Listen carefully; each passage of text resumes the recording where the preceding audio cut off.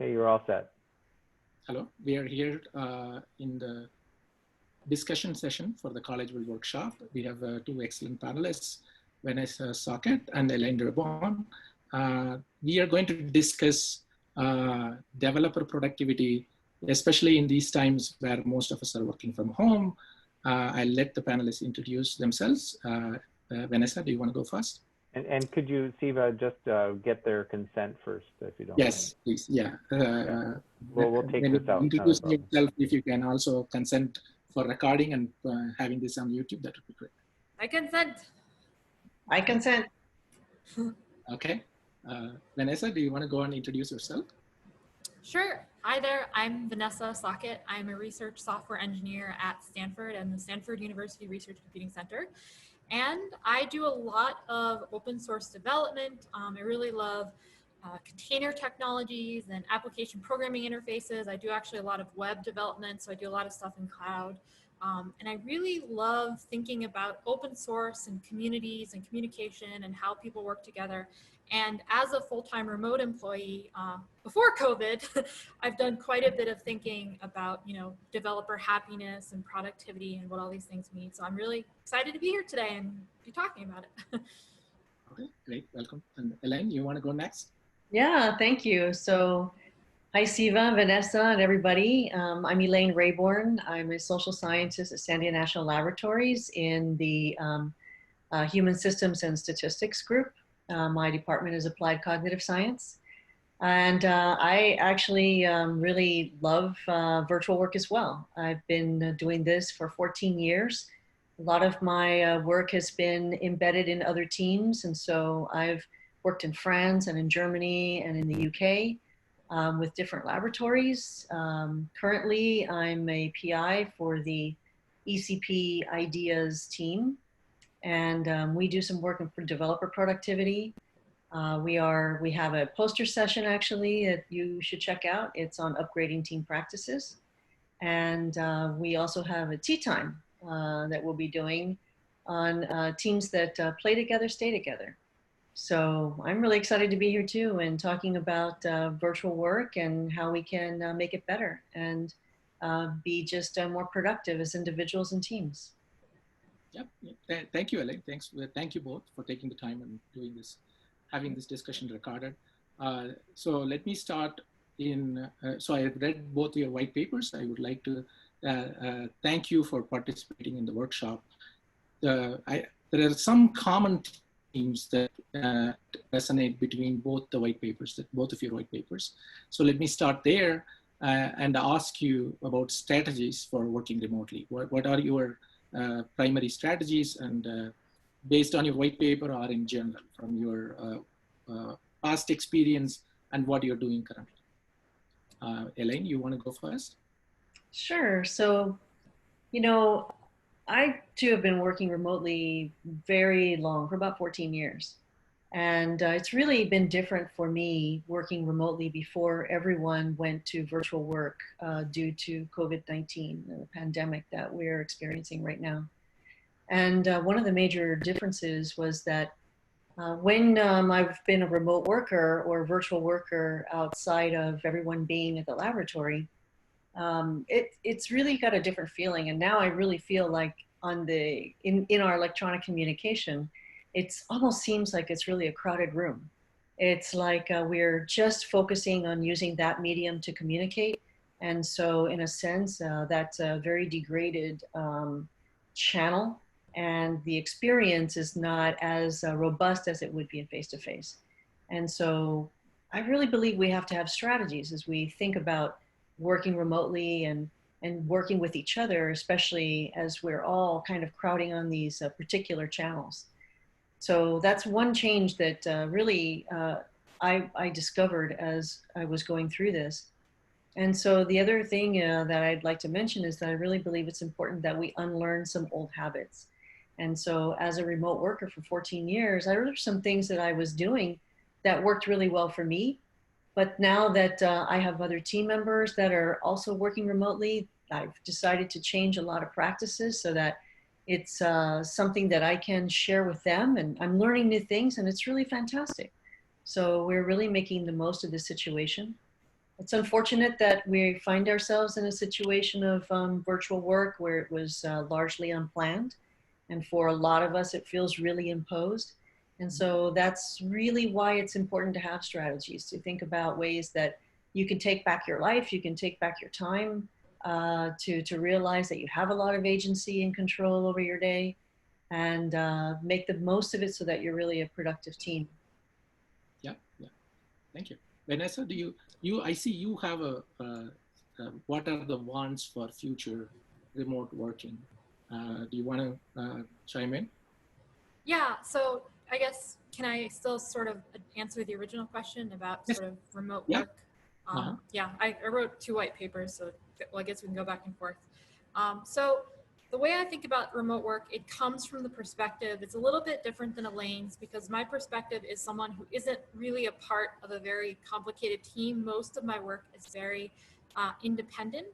And so my perspective, I actually started remote working not as long ago as you, Elaine, just back in 2016.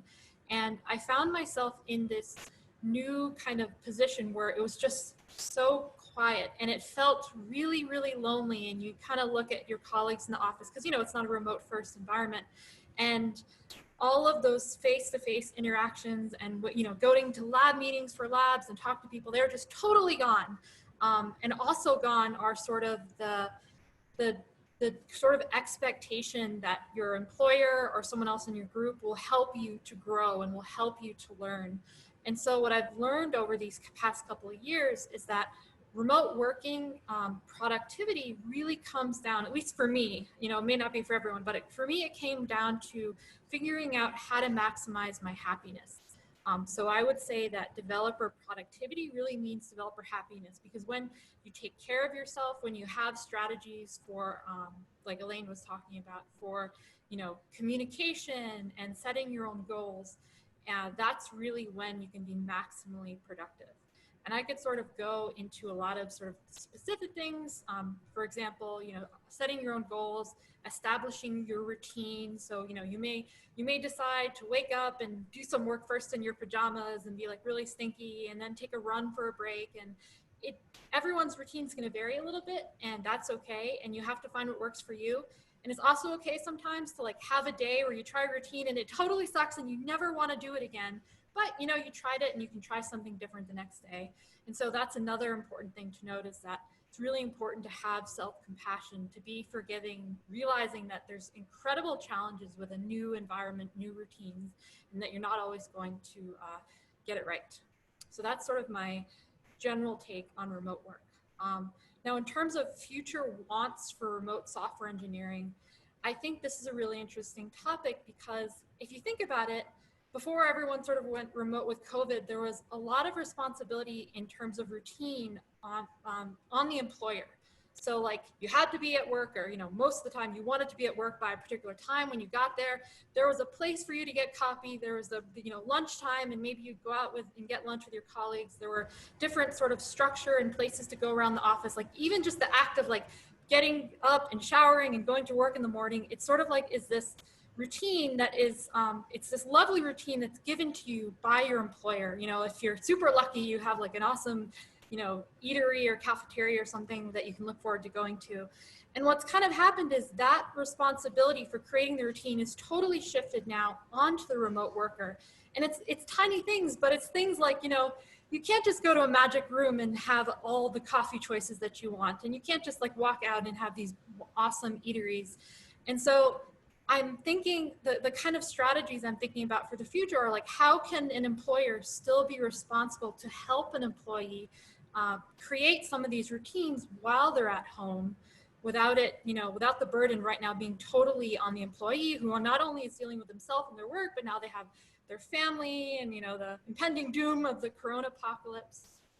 So that's sort of the first thing. And then the second thing that I think about in this future of remote work is that it feels like we don't really do a great job of working together in a really interactive way. So Elaine, like you said, those face-to-face interactions, like it's really hard to have them. Like there's something still exhausting about like staring at someone on a Zoom chat where it's not the same as a face-to-face interaction where you're drawing on like a whiteboard.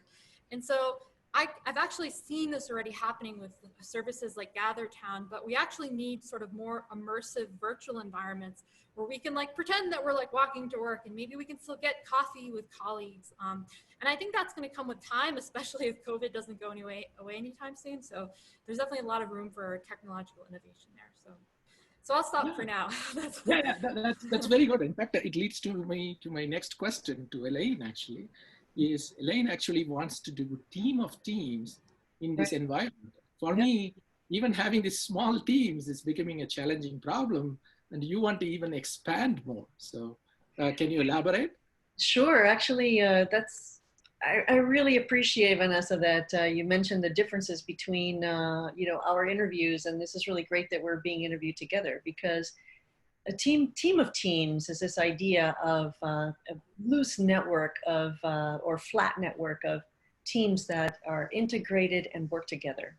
But at the basis of the team is the individual. And so you have to have happy, productive developers to have a great team. You want to have cohesive teams. A lot of teams have been co-located teams for a very long time, and now they find themselves in a virtual environment and using a lot of virtual communication. They're maybe remote or dispersed, and geographically that is. And so this is adding a lot of complexity.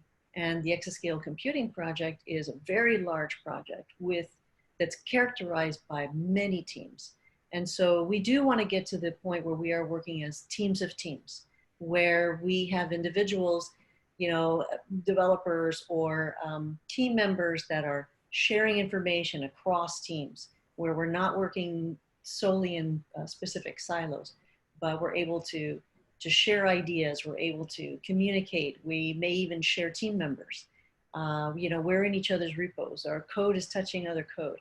This is the Holy Grail. These are ways that we would really like to work together. But one of the ways we get there is to really recognize where we're at and reach across to other teams and become collaborative, right? And so we have got to find ways to support developers, all of us who are remote. We've got to find ways to keep up our collaborations, to share ideas, and Collegeville is one of those ways that we do that. Another way is we started the ECP Ideas Project, started strategies for working remotely. It's a panel series, and we're up to our fourth panel. Our fifth panel is going to be looking at two specific teams, a very deep dive into what their experience has been like to make this change to remote work from co-located teams primarily. And in this panel, we really talk about everything that we're talking about here, and we share ideas, and it's really our way to dialogue as a community. And so you can get there from the ECP website. Just look for strategies for working remotely panel series. Okay, thank you. Vanessa, I had a specific question for you, actually. So this was related to your theme on empathy, compassion, and human connection, which is very important when we are all going through this big change. There are people with families, people that have to take care of others. So is this what you mean? And do you expect this for long-term remote working, or is this very specific to this particular situation? What are your thoughts? So I don't have a crystal ball about like if remote work's going to remain a thing. I think it's going to remain strongly like an option. If the world does go back to the way it was before, I think a lot more people will work remotely because they just like it and they have the option. In terms of your comment about empathy, and are you asking like why is that important, or examples? Could you? So yeah, I'm just examples. What do you think? Is it you brought that into the productivity discussion?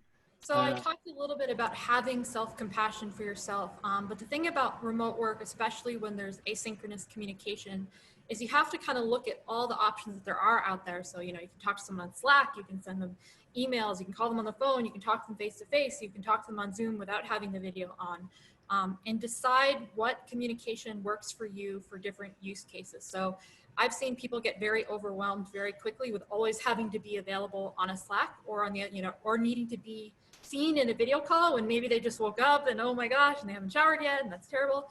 And so I think it's important to, other than having self-compassion for yourself, to be empathetic to sort of other people. So for example, when I was the only remote person in my group, we would have group meetings and they were still on campus. So, and it would be sort of expected that I'd always go on video and be like this one massive head on the screen. And I think it's interesting because now that everyone in my group is mostly remote, they have empathy that, that's not the greatest thing that you might want to, you might not want to do that because it's a little bit embarrassing. And then in terms of empathy, it's also just important to remember that. So there's a lot of discussions that go on during asynchronous communication. A really good example is during code review on GitHub. You may read something and maybe it comes across as short or mean.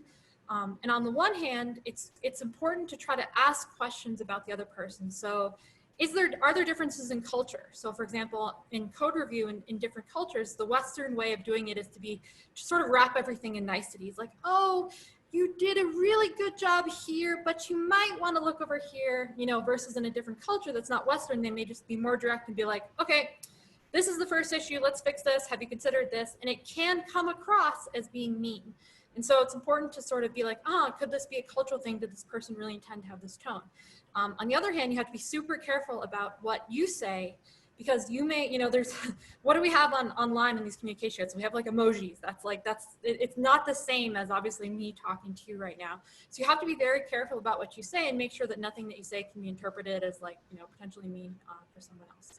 So it's a lot harder to communicate because we do lose that person-to-person interaction, but you have to take advantage of the tools that you do have. So your words, your emojis, that sort of thing. Yeah, and this gets to my point too about unlearning old habits.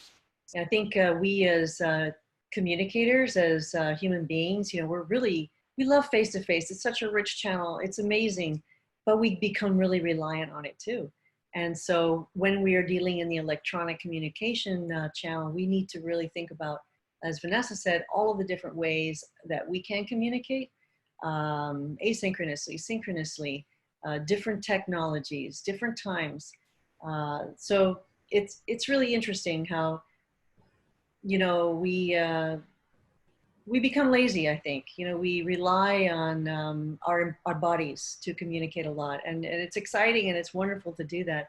And it's just sometimes really frustrating in the electronic channels that we don't have that anymore as much, or it's exhausting.